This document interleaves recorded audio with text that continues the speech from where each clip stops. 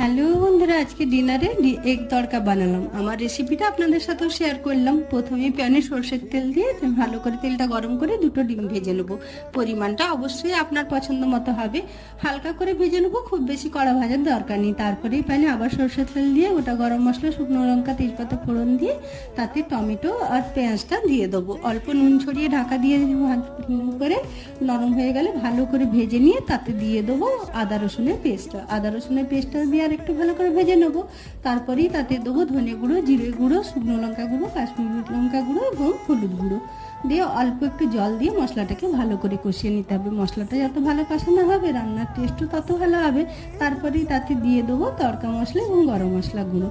আর একটু জল দিয়ে কষিয়ে তাতে সেদ্ধ করা তড়কা ডাল এবং ভেজে রাখা ডিমটা দিয়ে ভালো করে নাড়িয়ে ঢাকা দিয়ে দেবো। ভালো করে জলটা শুকনো হয়ে গেলে ধনেপাতা ছড়িয়ে সার্ভ করে দেবো। কেমন হয়েছে অবশ্যই জানাবেন। বা